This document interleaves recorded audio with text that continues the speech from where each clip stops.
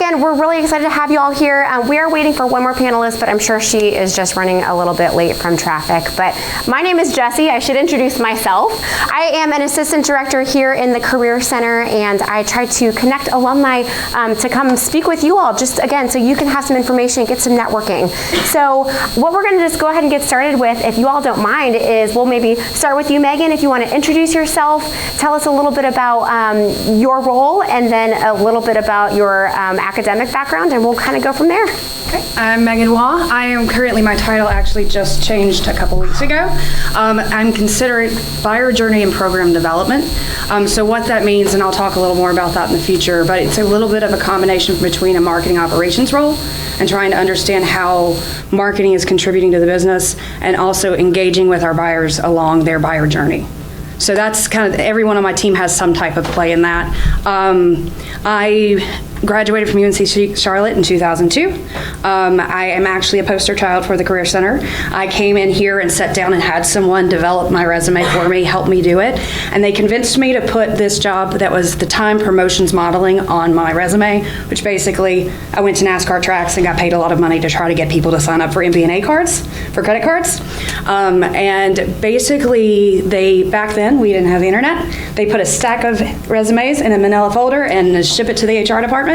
And they picked my resume out of the folder because I had trade show experience, and they were looking for someone to support their trade show booths at the software conventions that they went to. So, and I worked there for 15 years. And then I started in this role. I started working with the channel and programs team at Corning about 3 years ago. The office just moved back to Charlotte. We've been in Hickory they were in Hickory since it's been a long time, like years. And then, so they decided to move their office to Charlotte. And so I've been commuting at Hickory for 3 years, but now we are here and less than about 25 minutes from the university. Okay. Thank you. Good afternoon. My name's Dave Stroud. I work for a company called Food Buy, which I'm sure everybody's heard of. No, that's not surprising. You ever heard of Compass Group? Mm-hmm. You've heard of Chartwell's. Well, I've definitely heard of Chartwell's. Yes. So the Compass Group is the largest contract food service provider in the U.S., the biggest company you've never heard of, the 6th largest employer in the world. Wow. We are the procurement arm of Compass Group, so we do all the contracts for any purchasing for any food or supply that goes into any restaurant that Compass Group manages, including all the cafeterias here on campus. It's not sexy, but it pays the bills. So I graduated in 2014 with my MBA in marketing from UNC Charlotte. Prior to that, I spent about 15 years in the restaurant industry. I worked at something like 14 different restaurants throughout college. That's kind of how I paid for college. Great experience if you ever have a chance and you're a glutton for punishment. I definitely suggest it. When I graduated with my marketing degree, I went into procurement. It was kind of a natural fit for me. When I was in grad school, I had a marketing class that completely changed my perspective on what I wanted to do with my grad degree. Pretty interesting story. You guys know Sunil Aravelis? I'm sure some of you do. That dude absolutely changed my life. I've never seen somebody throw a chair in a classroom on purpose, and it's okay. He really changed the way that I looked at business and promotion. So really interesting for me, and definitely glad to be here and share my insights with you. Thank you. All right, well, I'm Andrew Baker, class of 2015, except I came out of the College of Liberal Arts and Sciences. So I'm a little unorthodox in how I got from college to now my role with the YMCA of Greater Charlotte, where I serve as marketing director. I started my first 2 years out of college in television and used my mass media communication background, and then over time have gained some organic experience through boards and different initiatives throughout the community that's helped me build a marketing portfolio, which provided me the opportunity with the YMCA of Greater Charlotte a few years ago. With my role, I actually oversee 19 locations across Greater Charlotte. We go as far as Mooresville and all the way down in Matthews in terms of our locations, and we just handle all the membership engagement. How are we increasing membership? How are we fostering those relationships through everything from races to renovations, health and wellness, and just general fitness? Thank you all so much. So just so you all know, I have a list of questions, but I want to make sure that this time is also opportunity for you to ask questions as well. So I'll get us started, but please jot down notes, jot down questions as they arise, and we'll make sure that you have a lot of time to chat as well. So if there is a typical day in your current role, could you describe a typical day, a typical week, and tell us a little bit more about what that might look like? Dave says not him first. I'll go ahead and take it. So typical day for me with the YMCA, it involves a lot of to and from. We have 19 locations, right? So I just mentioned that we go as far north as Mooresville and as far south as Matthews. And so interacting with 19 different locations, each with their own unique staff and executive director, requires a lot of commitment to being able and fluidity to being able to going and visit those branches and figuring out how best we can kind of support them from a centralized marketing standpoint, but with the understanding that each location is reaching different target audiences and demographics of people. So through that, we engage, we kind of work through the marketing plans, and then we implement some projects back at our centralized location. I don't really have a typical day at all. I think the only typical day I have is Monday, and that's up until about 10 a.m. And after that, it can be anything. So Monday mornings, we talk about content development. We talk about what articles, what infographics, what pictures and video we're in the midst of developing, and what campaigns they support, making sure everybody's on the same page. And then the rest of the week is all over the place. We could be on campus. We could be in the mountains filming. We could be heads down at our desks typing, trying to build Instagram followings or LinkedIn followings. So there's really not a lot that's standard for me. Yeah, I'd say the same for me. And it's listening to him talk. He would. So I'm in business-to-business marketing, which is a little different than business-to-consumer. I think you'd be considered that too. So it's interesting for me to hear you talk, because I think my team, I have a team that would work with a team like yours to help develop that plan, and then your team would help us make that happen. So we build, what are we going to do? How are we going to engage the buyer? We talk a lot about what we call short-form content, which means that we have a team of marketing managers, because I didn't say this. So I work for Corning Optical Communications. We're not the Tupperware glassware company that most people know. We actually sold that business about 60 years ago. We will do all the fiber optic cables. So our company helps make fiber to the home possible, fiber to the premise, fiber to the room, all of those things, all the components you need to make that happen, and all of the fiber optic cables is what my company does. So we go and try to get data centers to purchase we target co-locations that want to do multiple data centers in one place and act like a cloud for other companies. So what my team does is they work with the marketing managers that develop the long form, more technical content, and they figure out what is the plan around that, the digital experience for the prospects and customers we're trying to reach to get them to consume that content. So that's one part of my team. I have another part of my team that's all focused on our loyalty programs, which is what I was initially brought to the organization to do. Channel marketing is when you are a marketing manager, that has a third party that sells your product, and you sit with their marketing department to develop joint marketing plans. So I have a team that does that with our distributors, and I have another team that's focused on building loyalty with people that install our products and people that spec our products in a building. So I've got a lot going on there. Then I also have our customer education, how do we educate these people that we want to spec our products and install our products? And then I've got all the operations people that make all the systems work.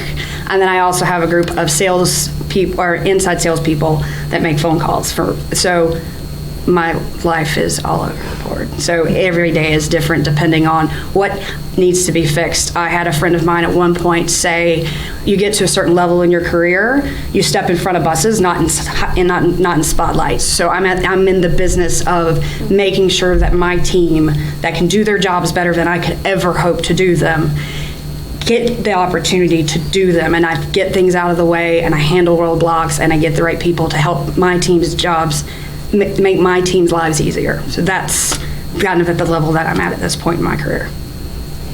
Great. Yeah. Introduce yourself and Absolutely. So I'm Erica Renenboe. I'm a UNC Charlotte undergrad alum from 2016 and then an MBA grad from 2019. I work at Brickhouse Financial that sells annuities and life insurance. So not the most sexy products to market, but it's been really interesting since they're a spinoff of MetLife. So it's a brand new company we launched in March of 2017. So we really built it from the ground up. And my job is a marketing consultant. So a lot of what I do is content optimization. So going into that education that she mentioned, really making sure that it's performing at an optimal level. So we will do a lot of internal research and data analytics to make sure that we're getting the clicks and engagement that we want to see, especially when we are promoting it on social media or display advertising. So I do a lot of the analytics there. And then the second portion of my job is really owning our in-house programmatic. So programmatic is probably not a term you guys are familiar with. So what that is I do a lot of the media buying for our advertising. So I work on our brand team who develops all of our commercials and bespoke content. And what I do is I go into the system that we use and look at different channels, different platforms. So I'm buying things on Hulu, Sling, Roku, different websites so that our advertising will show up there. And then I'm doing a lot of the analysis of how that's performing as well. So a lot of data, a lot of analytics, but really getting to see how our content and our brand overall is performing and that we're reaching the right target audiences at the right time. So when they're really looking to make that conversion. And I think I could echo what they say. There's not a really standard day-to-day except for Mondays when you're catching up on all of those emails and making sure things over the weekend went nice and smooth. And then putting out the fires. You'd be surprised how many times things come up where something isn't firing correctly or working correctly and you need to go in there and that's your priority for that day. So yeah, it's a little bit different every day, I would say. Erica, that was a great transition to my next question, which is how are the marketing needs assessed for your individual employers? What's your role in that decision and how is success defined? Three-parter. All right, I will kick it off. So our company used a tier approach. So it's 3 tiers and then kind of an always-on approach. So tier 1 is any time that we're launching a new product or a new commercial, and that kind of gets all of the different channels that we could put on it. So it's getting social, it's getting email, it's getting direct to, so our main consumer is advisors. So it's getting direct to advisor, direct mails, emails, letters, anything that we can hit them with, that's what we're really going after. So it gets that top level. A tier 2 is kind of an in-between, so it's getting some of those channels, but maybe not as heavy, maybe not as much media spend. And then tier 1 is if we're just making a minor update to something where we're just going to notify them. So really low spend, we might be sending them some emails, be sending them some letters just to let them know that these changes are happening. And always on is kind of what I do with the programmatic. So it's making sure that our advertisements are showing up on websites that we want to be seen. So we're always at that top of mind when somebody's thinking about our products. And then the say I get in it is really helping to identify what those tiers are. So we are a really collaborative organization. So we have channel marketing, email marketing, social media, and we'll really collaborate together in a room and identify, what are those tentpole activations that we're going to have throughout the year when we build out our, right now we're focusing on 2020. So when we're building out that 2020 calendar, we'll say, hey, we think we have this happening in April and this happening in November. So those will be our tier 1s, and we'll really amplify the rest of our marketing programs around those different tentpoles, and then we'll try and keep a ebb and flow approach for the rest of the year so we're not over-serving at one point. And then the third part. How is this success defined? So each campaign's a little bit different. So we, at the beginning of a campaign, we'll identify different KPIs. So if, for instance, the social media campaign, the thing we really want to see is engagement. We want to see those likes, comments, and shares. We'll optimize for that, and then we'll measure those. So each component is a little bit different, and we'll track those through our different programs like Google Analytics, platforms. And all of those platforms will typically give you a benchmark. So the goal is usually to meet or exceed that benchmark of how other competitors and other people using that platform are currently performing. Thank you. from nonprofit with the YMCA prioritizing's a little bit different in the sense of how do we determine what do we do, because each individual branch of the 19 has their own individual goals through fundraising that they have to oversee, and they've got to hit these numbers through fostering relationships with donors. My specific area within the marketing department is with membership, and so how are we creating those relationships with our members to then drive the donors' interest in even giving. So from a larger scope of things, we prioritize tier one are our association campaigns. So these are the membership drives. These would be your races that you would see as part of our race series. So these are kind of the projects that oversee or encompass the entire association across all 19 branches. You'll see the marketing materials in all 19 branches. But then we also take on a lot of the branch specific projects. So everything from seasonal fitness challenges to smaller races that might only be marketed at that specific branch. And so that's kind of our tier system, is really association level and then your branch specific work that we work on. And in terms of marketing, we touch on everything. So everything you said, email, social media, digital, but we also play in the print collateral field, so signage, and then radio as well. So the mass media is incorporated as well, primarily at the association level. And so my role in this is helping to formulate and create these marketing plans, provide the recommendations to our branch partners as well as our business line partners at the association level, show them what has worked well in the past, how can we think of new and innovative ways to go about stuff in the present and take us towards the future, how we just rectify that and see the success of those, or where we can improve upon, is through the post-mortem process. So we have our KPIs the same way, but after each campaign or major race, we'll kind of regroup as a team, go through that process of where are we at number-wise. So did paying $20,000 for radio have that push that we needed to hit that registration for our corporate cup race? Okay. I guess ours is a little bit different. A little background on our marketing team. We are fairly brand new. Our marketing department has only been around for 18 months, maybe 20 months. Prior to that, our business model of procurement kind of pushes itself along, which is kind of interesting. We never really had to do marketing at all. And all of a sudden the leaders were like, hey, I bet if we did some marketing, we could probably get some more sales. And it's like, oh, that's a novel concept. Let's try that out. So anyway, long story short, there's only about 6 of us in the department. So we're involved really in clouds and dirt. Does everybody follow Gary Vaynerchuk? I hope so. Yep. You're the only cool one here? No. Look up Gary Vaynerchuk, make sure you follow him. He talks a lot about clouds and dirt, clouds being high-level strategy, thinking broadly, thinking innovative, what else can we do? And then the dirt, actually get in, knock out tactics, write posts, do the measurement, do the data analysis. So we're really involved in both ends. So we start with business goals. At the beginning of the year, the senior management team puts out business goals. We look at the business goals and say, how can we support this growth? If they want to sign $300 million in new business, how can we support that growth? And we'll take that business goal, we'll develop our own marketing goals. From that, we'll develop all the way down to, like you guys said, the KPIs. All right, you basically just laid out my plan. So I'll tell you a little, so that we do the same thing. And actually myself in this role, part of my mission is to figure out what we should be measuring. There's a really great book called The Rise of the Revenue Marketer. That is my dream and my vision of who we want to be. And in that, it's really the things that I could talk about the things we're measuring this year, but I'm not sure I love them. So I'll talk about things I want to measure next year, because now I get to decide that. So I want to look at the percentage of the overall pipeline sourced by marketing, as well as, in my world, we do two major things. We help find new opportunities for sales, and we accelerate the sales cycle. Those are the two things that my marketing organization should live and breathe and want to do every single day. Now, there are other KPIs such as opens, click-throughs, and all the MQLs and SALs. Or MQLs is marketing qualified lead, and then there's sales accepted leads, which typically means the salesperson said, you know what, this looks like a lead I want to work on. There's sales qualified leads, meaning that the salesperson actually qualified that into an opportunity, and then we measure close one. If you do that right enough, you can actually come up with conversion rates between things, and you can start setting major targets to really say, okay, marketing wants to support the business with X% of the pipeline.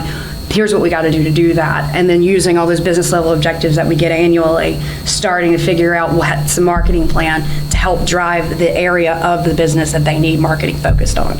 So that's who I want to be when we grow up next year. Questions from the audience? Yeah? So did any of y'all start out in sales? Did any of you start off in sales? Go ahead. So I will say, no. I will tell you that I feel like I got as close to sales as I possibly could without going into it. I did demand generation and what was considered field marketing at the time, and my job was I felt part of the sales leadership team. So I had 3 bosses. I had my direct manager, I had a dotted line boss in our corporate headquarters in France, and then which was a marketing person, and then I had a dotted line boss, which was our sales guy, and I was on his team weekly. Sounds efficient. It was, oh yeah, it was great. So with him, I would sit with them, understand what does sales need to accomplish, because sales guys are looking at the quarter ahead of them. They got to hit the next quarter, hit the next quarter. So what my job in marketing was to understand where the gaps were, but also play the political, where do we want to go, what's the vision of the company, and figure out how I balance the two. So I was hopefully building pipeline for them Q3, Q4, or 3 and 4 quarters out, so they were making their targets so they could focus on hitting that quarter number, which is what sales does. I didn't really start in sales, but I did start in the restaurant industry, as I mentioned earlier, and that was probably the best sales training I could have ever gotten, because you really see the results live, real time, and you can track it every single day. Just, for example, if you have a check average of $15, you can say, well, I'm going to hit $17 today by upselling apps, drinks, desserts, those kinds of things. So not exactly sales experience, but I think it's a good perspective on sales. I think it gave me a great perspective on sales in the fact that I didn't want to do it. Valid. Because I did not start in sales either. On our marketing organization, we do have a handful that came from our sales organization to the marketing floor. But I think in any position coming from a different background, there are transferable skills there. So, there's definitely things that you will learn on the sales floor that you'll be able to apply to a marketing position that will help you stand out, because you have a better understanding of how they operate on that floor.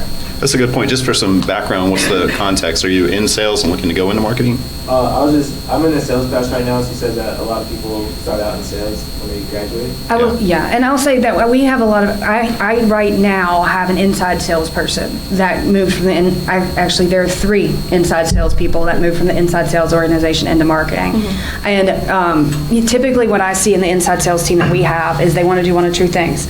They want to go into sales, or they want to go into marketing. And so that typically an inside sales position, it's almost a good place you do have to learn about the products, you have to be able to message the products, and then that does definitely translate into a marketing position, which is why I think we have 3 of them in our organization.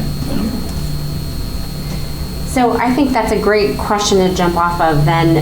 From your perspective and from where you are in your career at this point, what are some opportunities that you've seen for early careers in marketing?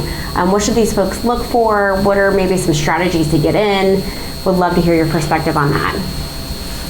So I actually joined my company through an internship program. So definitely, and it was actually through the Niner program where I was able to find the company that I currently work for. And I think it was interesting because the way that the internship was kind of laid out, it didn't sound exactly like marketing. You kind of had to dig in there because there are all these different terms like channels and emails where I was like, oh, like maybe that's not what I want to do. Mm-hmm. We have teams that are called UX, and XD and all these different acronyms that I was reading where I wasn't really sure. But I think that's a really good place to start and get your foot in the door, because you might do an internship about marketing and realize that that's not a field you want to go into. So in my internship, I was doing a lot of content writing and research reading.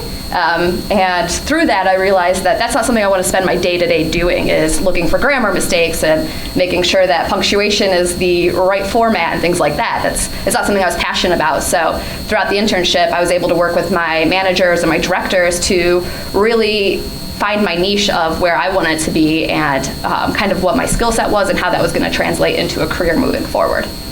Yeah, I'd agree with that. Internships, I'm a big proponent of that. So hopefully, there was majority seniors here, so hopefully y'all have got some internships under your belt. If not, you guys got some time left. But internships just provide you that outlet where you can really start the learning and kind of nurture and foster your learning and growth from that. Because, I'm not going to speak for the rest of you guys, but I'm in this field and I'm constantly learning something new every day.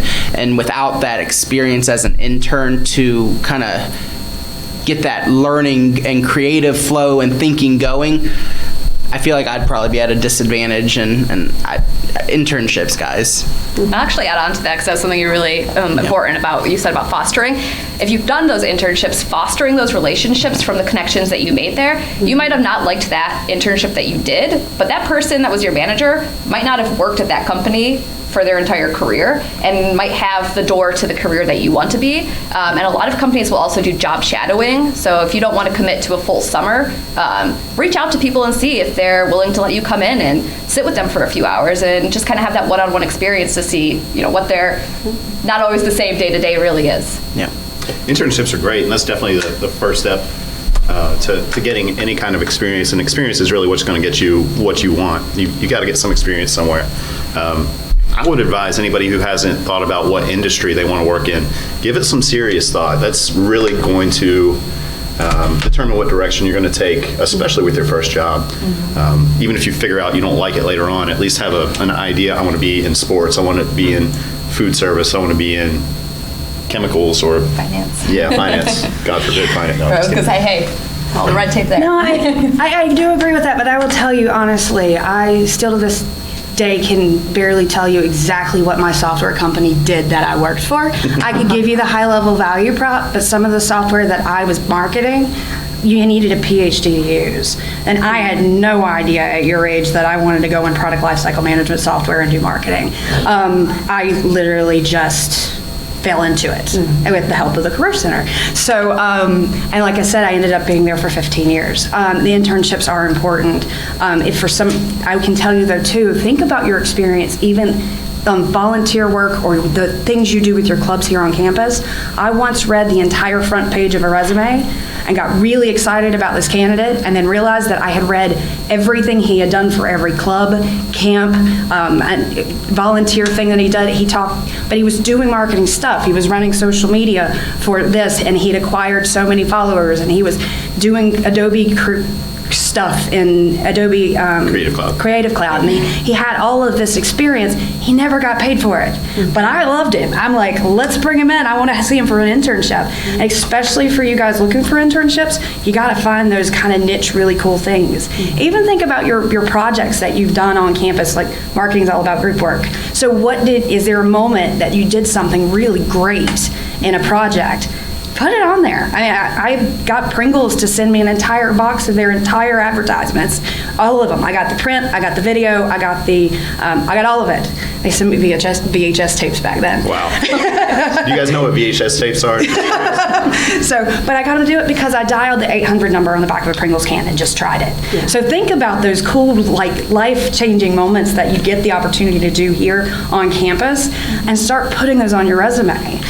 Sorry to interrupt. You mentioned earlier that you got your first job because you had trade show experience, right? Trade show experience. Yes. Software trade shows, NASCAR races. They're not the same.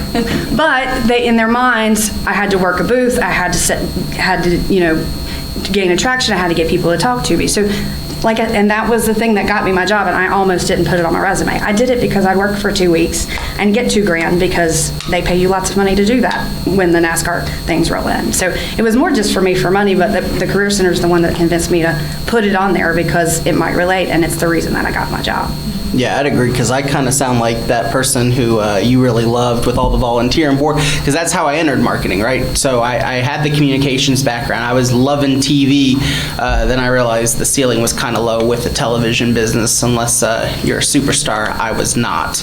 But through my volunteer work and the boards and those dynamics, it kind of all just clicked. And I was like, I've got a portfolio of work here that I've just not been getting paid for. And I was able to kind of work through it, put it together. I saw an opportunity come across. I think that's the other thing I want to add is take chances, right? You're going to face a ton of rejection, but all it takes is that one person to give you that chance, and then your career it's in your hands at that point, right? You can take it as far as you want at that point. So the opportunity fell in my lap for me. I kind of put my thoughts and my portfolio together, and then it's interview time. It's how do you sell yourself at that point? If they bring you in for an interview, there's at least a moderate amount of interest on their part. And the one last thing I want to talk about is resumes. I love resumes. It's very fun for me because resumes is all about marketing yourself and understanding what the audience is looking for and then figuring out how you message your resume to meet that audience.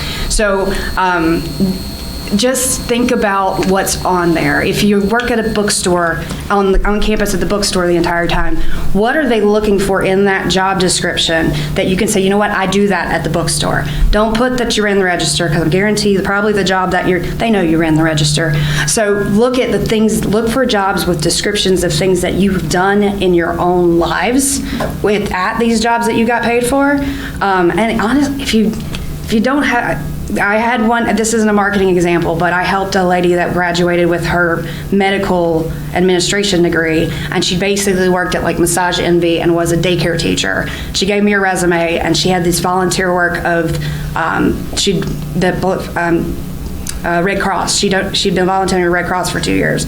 We killed her entire resume, put all of that at the top, put in parentheses volunteer next to it so we were clear that she wasn't paid for. And then all we did for the daycare stuff was the state stuff the paperwork she had to comply for kids' medications and those kind of things. And we left the lesson plans and all the other stuff that everybody knows that a daycare teacher does off the resume, and she had a job in 2 weeks. Speaking of standing out, to add on to that, one of the coolest interviews I ever had was for a channel marketing position for Canada. We did some Canadian communications and hired somebody specifically to drive that. At the end of the interview, the person that we interviewed brought a bottle of Canadian maple syrup and said, something like, "Please, thanks for the interview, can't wait to hear from you," or something like that. It was the coolest thing ever.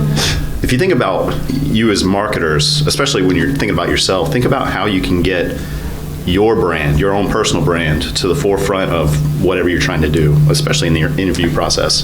Figure out how you can set yourself apart. And that was a great way to do it. It was still the coolest interview I've ever had. And who here has worked on their LinkedIn profile? Does anybody not have a LinkedIn page? Fix that. Fix it. The first thing I do when I get a resume is I go look at their LinkedIn profile. Use it as a tool to market yourself. And hopefully maybe you guys have resources that can help them with that. Yes, so if you don't have a LinkedIn profile, you can stop in Monday through Friday. We offer drop-in hours from 10 to 3, and it's not just for resumes anymore, even though that's a helpful thing. We help with LinkedIn profiles, we help with the resume cover letter development, we help with networking in general. And you can also, fun fact, just a quick plug, get a free LinkedIn profile headshot any day during the week during those drop-in hours, 10 to 3. So keep that in mind. You just heard for yourselves that is one of the first pieces that recruiters or even non-recruiters are going to go look at when they see your resume. So LinkedIn's very important. I'll add one more shameless plug. I do serve the university as the Young Alumni Board of Directors president, so I'm really engaged with our young alums and students, all y'all seniors and juniors especially. October 10th at the Armored Cow Brewery, we're doing Hops and Headshots, where you can come out and network with young professionals that graduated from the university while also getting a professional LinkedIn headshot free of cost. So. Yeah, at any point you can, go back to what he said, build your brand. Start thinking of yourself as a product. So if you've had, in your marketing classes, had to brand a product and message a product, start doing that for yourself and look at yourself as a product. And so when you're reading a job description, they're telling you that the audience wants. Figure out how do you make yourself what the audience wants. So I know you were saying that the first thing you do is go to LinkedIn. So what kind of things would you like to see on a LinkedIn profile? Well, it should mimic your resume. It's this, what I recommend, I didn't know I was going to do this. So basically when I advise somebody, because I do a lot of mentoring at my own personal, what I recommend people do, LinkedIn is an amazing resource. So go and cyber stalk. So what I recommend is you go and look for jobs that might be cool, and I like that job. Then go find people that have that job, and you can even go old school and print it all out and lay it out on your bed and look at it, and start realizing what are the key words and the key things that are in that in those people's profiles. And then if you really want that job, how can you take your experience and the things you're doing to look like you're one of them? So that's, I tell all the people that I know that ask me this, I'm like, if you're starting out and you don't really know what you want, I mean, I would have given my right arm to have LinkedIn when I was your age. Yep. So just look through the jobs, decide what it is you want, and cyber stalk those people that have their profiles live and figure out how you make you look like them. I'd say that's one of the same things we look for in our organization, and making sure it kind of mimics your resume. It has those keywords that we're kind of looking for and scanning for. But all this talk about headshots, that's one of the most important things we look for. If we go to your LinkedIn profile and you have a really unprofessional, selfie, exactly you at the bar, holding a drink, you're probably not going to get a call back from us, just because that's your first impression. That's putting a name or your face to your resume. So making sure that you really come off as somebody who is ready to work and ready to be part of the team. And then take time and be thoughtful with your personal statement on your LinkedIn. That's 1 or 2 sentences. It's like a bio, but it's your time to showcase very briefly who you are and kind of set the pace for what's going to be the rest of your LinkedIn profile. And the other thing I would talk about is even the objectives on a resume. I don't know, guys. I have found it really, really hard, even to this day right now, to write an objective for exactly what I want to do, because I have just done a lot of things, and I'm kind of this person that just kind of follows the opportunities. So think about one of the summary of your experiences. Like, who are you? I've read a lot of resumes where people just say, this is who I am, this is what I'm good at. And that, I think, you don't necessarily have to say my objective is to get a job at they're hard. They're really hard. I still to this day think they're hard. So I do a summary of myself, and that tends to, I typically, even when I'm looking through resumes, tend to draw towards, because you're giving me the 3-second soundbite of who you are. So with you guys all graduating in different years, how did you find your experiences within your roles when you first graduated different from what your professors might have taught or the curriculum that you learned in school? Night and day. Theoretical and practical marketing are very different. And that's one of the most important parts of getting experience, whether it's through an internship or volunteering or whatever. If you can get into a marketing organization, especially a high-functioning organization, you can really learn kind of the ins and outs of what you need to do, which is a huge tool set to have in your toolbox, because you go to another company, especially let's say a smaller company or a startup, a newer company, you've got that tool set to say, okay, I know exactly how this should run. We can set this up and make it happen. Well, in business to business marketing, I mean, if you see the B2B kind of vendors that try to kind of, there's no B2B classes, there's no business to business marketing, so it is a completely different world when you're trying to market to a business than it is to market to a consumer. It's just different. It's completely different. Yeah, I would say the same about night and day. So I mean, I think in school you talk a lot about like those advertising courses, like creating commercials, creating different advertisements for magazines and marketing mix, that really traditional marketing mix, which isn't the case anymore. I mean, digital is the way of marketing right now. So I mean, I don't think there's a lot of courses. Have any of you heard of programmatic in any of your courses before today? Yeah? No? So I mean, a handful of you, but I mean, that's pretty much how a lot of people are buying media these days. That's how you're reaching your target audience. So that's not a channel that was available even, 5 years ago probably, whenever Hulu and those channels kind of started becoming mainstream. So I think exactly what they said is just learning, especially I'm in a B2B industry also, but we do market B2C, so that we're going straight to the consumers that would be buying our product from an advisor. But I think there's a lot of different challenges there. So I would say vastly different. And I did both the undergrad and the graduate program, and I saw those, differences in both. Yeah, there's not much more to add on that one, night and day. But it's a package deal, right? So there is importance to that theoretical aspect. The education component is such an important component, and it's worthwhile at the end of the day. But for your career and growing into a young professional turned seasoned professional, the practical. Well, and I think college is so important because it shows us that you can set a goal and work hard to achieve it. And that, I think, while you'll hear a lot of companies even say that they feel the theoretical and the applications are different, they still want somebody who knows how to set a goal and go achieve it. And so I think that that's really what your degrees and career and your time here is showing us. And I get onto that. One of the things is, I know everyone probably hates group projects. I love that. In college, they're a little bit different, but I mean, that is a huge aspect of what you'll take with you into a career if you're working in a company that has multiple different roles, so those channel and email things, because you're going to be working with them on a day-to-day basis. A campaign or a marketing initiative isn't going to be just one little facet of marketing. You're going to be collaborating and, relying on other people to meet their deadlines and meet their goals so that you are set up for success and overall the company is set up for success. I 100% agree with that. And that is probably the one thing that I learned the most at. Yeah. And apply the most. Other questions from the audience? Yeah? Also, what type of soft skills have you guys found are the most instrumental to the success of your jobs and your roles? Just learning how to deal with people in general. I was going to say emotional intelligence. If you're an emotionally intelligent person, it's, yes. Two of the most important things I've done to develop my soft skills professionally and personally, I got married and I had kids, both of which taught me great amounts of patience and listening. And I'm still learning every day. But that's what it's all. It's about trying to figure out how do you interact with people in a way that's beneficial for you both.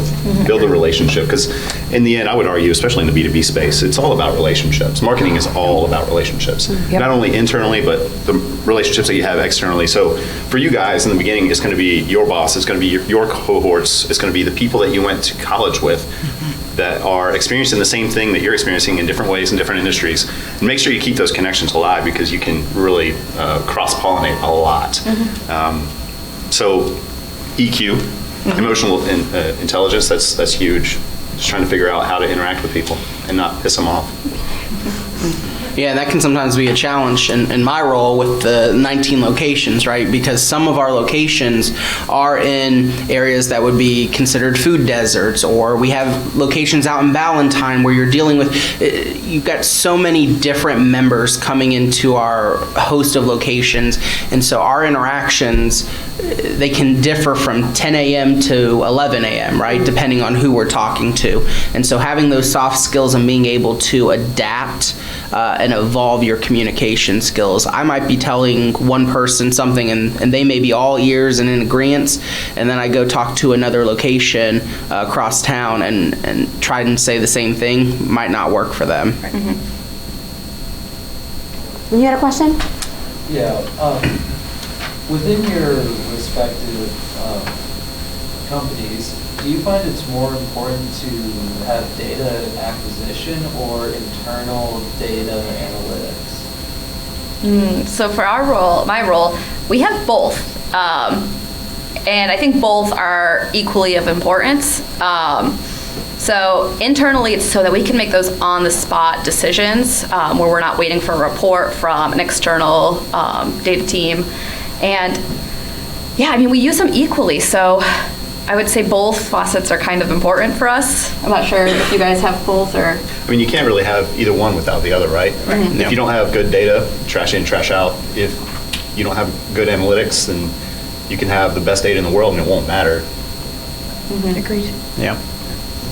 But an important point I think you hit on, data and analytics are supremely important in the age where you guys are going into the workforce. Without data analytics, without knowing how to take that data and analyze it and turn it into real insights and act on it, you're way behind the times. Yeah, absolutely. Everything in our organization is data driven, so we do a lot of research, and like I said, once we put something out there, we're constantly monitoring and make sure it's performing so that we can optimize that, or moving forward when we're replicating that, make those changes then so that it, is doing what we want it to do. So, and if the data's not there, or if the data's wrong, we're kind of stuck in a hole. Nothing will get you in trouble faster with your senior management team than having bad data. Yes. And they will ask, where did this come from? How do you know it's right? How do you know it's accurate? And you got to know. Yes, always double check. We had somebody put out a chart that went into mailing that added up to 127%. So Yeah, and it shouldn't have. So yes, QA, QC. And that's actually what I'm fighting right now, is someone 4 years ago, before I got there, got up and said that marketing had influenced like $3 billion or something, and sales lost it. And so I'm now in the process of trying to rebuild that credibility, because in the tool that we were using and the way they were maneuvering it, it meant that we had touched all of those opportunities, but there was no conversation with sales or definition around what we should actually measure, which is what I am tasked to do over the next 3 to 6 months. So not only acquire the data itself and make sure that you can objectively tell where it's coming from, what the state is doing. Transparency. Yep. Numbers don't lie. Accountants lie, but numbers don't lie. Not financiers, just accountants. I was gonna say.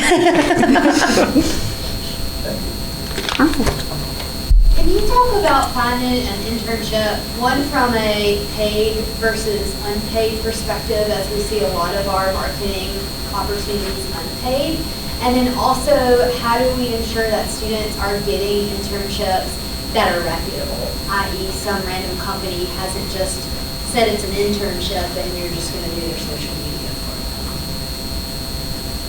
So as I mentioned, got my internship through the 49er program. Hire a Niner. Hire a Niner, yes. So that's a great resource. And I think one of the things that I was looking for is those different industries that you mentioned. So, I mean, certain industries are going to be some of those more paid internships, so the finance and banking and things like that, because a lot of those are looking to convert their interns at a point into employees and foster those relationships. So in my internship class, there were 4 of us that came from UNC Charlotte, and 3 of us received offers. One was a junior.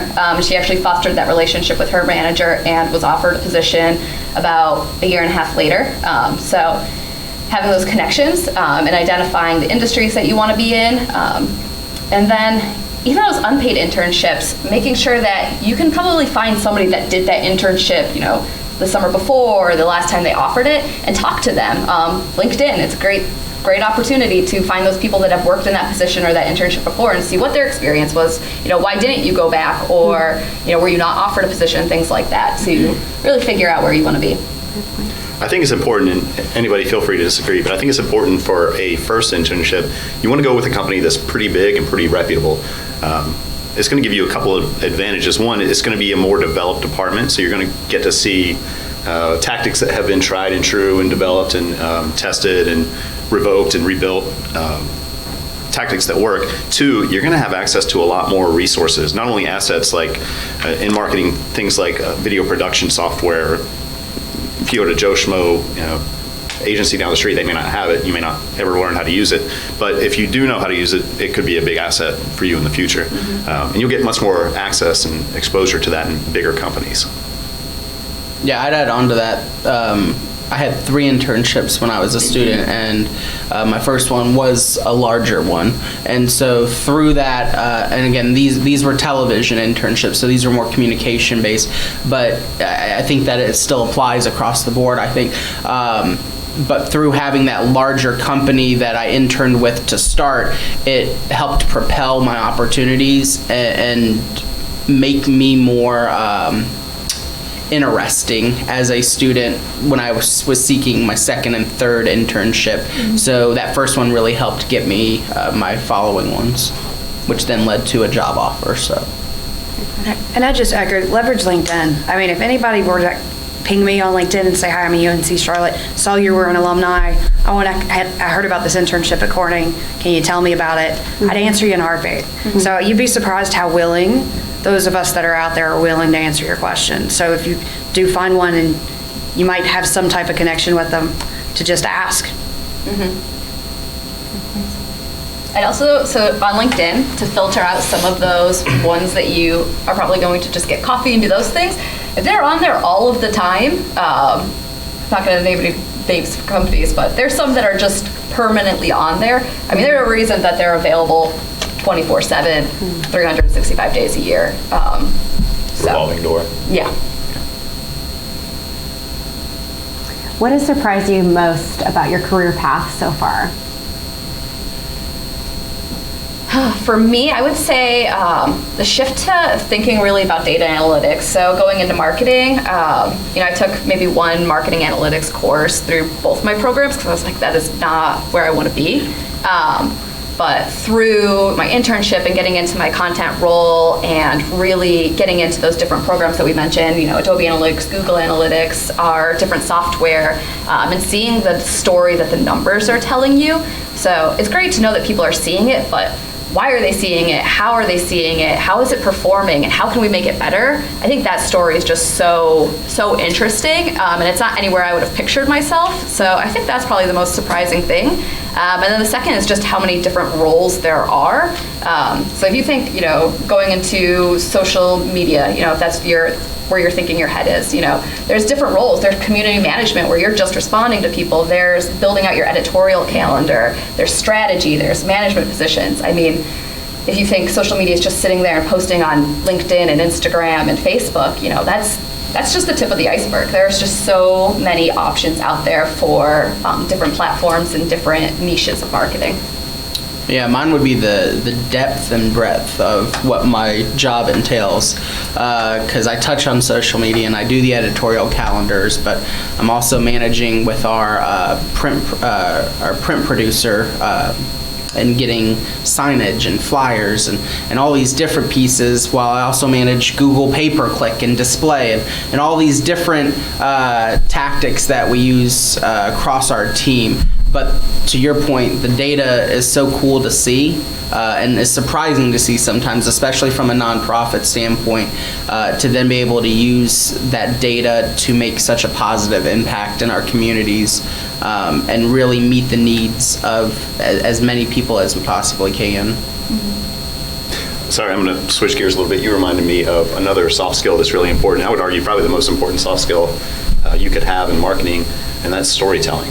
Because it's a soft skill that not everybody has, and the better you are at it, the better you can be in marketing. Just knowing how to tell a story, knowing the structure of a story and how you can gain interest and use that interest to build relationships with customers, huge. So, sorry to hijack. Oh yeah, great point. So from my perspective, probably the things that has surprised me is how far I am from where I started. So when I talk to people that are your age, I tell them to build pyramids, don't climb ladders.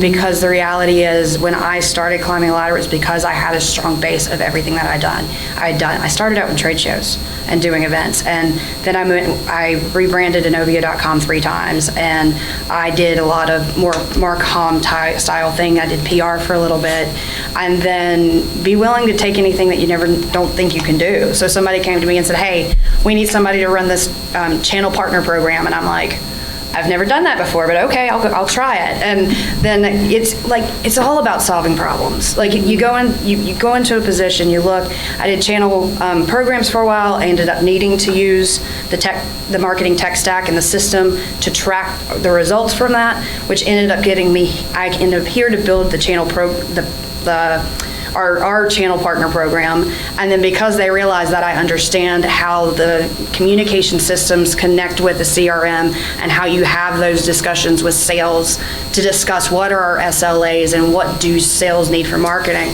Since I understood all of that, I went from owning a team of 13 to now a team of 26 that just happened 3 weeks ago. So I started out doing trade shows, and I think that's probably the biggest thing, is just be willing to do anything. So, most surprising thing in my career so far is when I started out with food buy, I started out with I'm basically the procurement support team. So I was taking phone calls all day. Yeah, I understand your truck's late. We're working on it. We'll get it there. Things like that. But then I quickly transitioned into marketing with my MBA graduation. And the thing that surprised me the most is that a lot of leadership in corporate America today doesn't know squat about technology. And it scares the poop out of me, because if they don't know how it works, how can they understand the outputs and the inputs, for that matter, and the transformation of the data? And I think that's an advantage that you guys probably have, whether you realize it or not. You guys are tech natives. You grew up with it. Leverage that as much as possible. So back to my story, the thing that surprised me the most is that just because I guess I kind of cusp understood it, they're like, oh, great, you can work with the technology in the marketing department. And I'm like, oh, okay. Great. All right. Sounds good. Any other question? Excellent, yeah. I think two of you mentioned graduate school. Can you speak on what made you decide to go to graduate school, and if you all are finding on the panel that graduate education is a necessity in the marketing industry? Yeah, so as I mentioned, I'm an MBA grad from UNC Charlotte. So my background's a little bit different. I started right out of high school. I did 2 years at a community college. Realized that probably wasn't the path I wanted to take. I was going for art education at the time and wasn't loving it. So I, did a complete 180 and joined the military over in Fort Bragg for 6 years. And when I got out of the military, I knew that art education wasn't where I wanted to go. And my specialty at that point was digital design. So I was working in Photoshop and all of those different Adobe platforms. And I wanted to see how I could leverage that creative aspect of my life, but somewhere where there was more upward trajectory. So I kind of married that with business and came to, decide on marketing. And since I had already done a 2-year degree, I had only did about 2.5 years here to finish up my bachelor's, and I just didn't feel like I had enough because I was coming from such a different background where I wasn't confident in being able to transfer those skills. Knowing what I know now, those skills were 100% transferable if I would have just used the resources I had in front of me to change them from military slang and lingo to business terms and marketing terms to really sell myself. So at that time I decided that I was going to continue into the MBA program because I hadn't done an internship. I was married and had 2 kids at the time. So an internship wasn't really something I was looking to do during my undergrad. And the MBA just made sense. And UNC Charlotte makes it really easy if that's something you want to continue to do, is to continue your education, to kind of go into their MBA program. So yeah, it was a little bit of a different background. I don't feel it's a necessity to get into a marketing position because there are a lot of entry positions that will accept a bachelor. But you do have to understand it is a entry-level position, and they are still looking for some level of experience through volunteer work, internships, class work, that portfolio that we talked about building previously.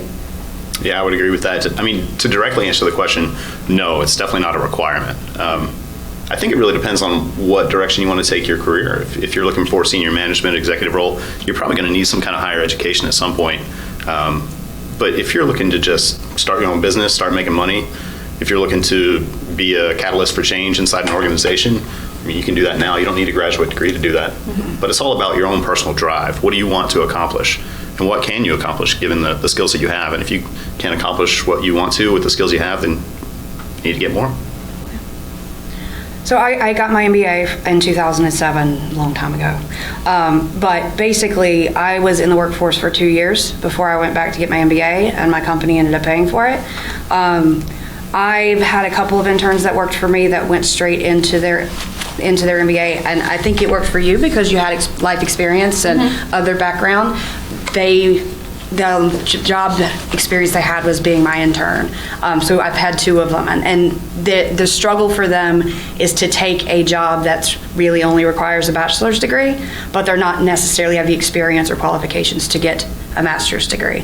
So I recommend if you don't have work experience, get a little bit of work experience and figure out what you want. My MBA did nothing for me in the job I was currently in, I'll be honest with you. Even at the company that I was at, it didn't do a whole lot for me. Where it actually made a difference is when I was ready to move into a new role, and having that MBA next to my name got me recognized. It really didn't do anything for me at the company I was currently at. Yeah, so that's kind of where I'm at right now, is that getting the experience. And this is something that my senior manager and I have continued ongoing conversation about, is kind of what do I now need to do to kind of break through this wall that's staring me down and take that next step, which for me is to figure out how to get into that senior level, that C-suite level role. And so where I'm leaning toward is going back for a higher degree for those similar assets, having that name recognition, having the recognition behind your name and such. But yeah, same as everyone else has said, not a requirement. Get the experience. Yeah. I think what you mentioned was important. There are a lot of companies in Charlotte that will help you pay for your MBA. So if it's not something you want to do right now, and you know, are looking to start a career, I mean, those are benefits that you should really be assessing when you're looking at the job landscape, you know, is not just the pay, but PTO, health benefits. Do they pay for your MBA when you're ready to do all of that? I mean, those are really important things to factor into that decision. Before we started today, Megan and I were actually talking about this exact thing. There's so many companies that will pay for your graduate education, or at least a portion of it. Yeah. There's really no reason why you should pay for it all yourself. Yep. If you really want to do it. Also, something else we talked about, business is probably one of the only disciplines where you don't, sorry, I'm trying to contain this. You may not want to go directly into grad school as soon as you graduate undergrad. You probably want to get some experience, because there's a lot in business that obviously they don't teach in business school that you need to learn before you really know if you want to use that MBA or not. Right, and the reality is you are equivalent graduating with your master's to a bachelor's degree, and it's all going to depend on your resume. The master's degree at the jobs that you're going to want right as you graduate, don't care if you have a master's degree. Sorry guys, it's just the reality. They don't care. It's all about the experience. Yep. I can verify that. You guys all had really great questions. I apologize, I have to run. My kids have to be picked up for some reason, but I'm going to leave a stack of my business cards here. If anybody has any questions. Can we add you on LinkedIn? Absolutely. Do. Please do, all Everyone. of us. Everyone you meet, Lincoln. You never know when they, like, the same thing happened. She reached out to me on LinkedIn because we were connected. Yeah, and everyone you meet, Lincoln, ask them just in the invite. Send us questions on LinkedIn if you want. Feel free to email me or text me. Don't call my office phone because I won't answer it, but either one of the other two, please do. Good luck to all you. Sorry I have to run. Thank you, Dave. Thank you. Sorry. Does anybody have any last questions to ask for our panelists this afternoon?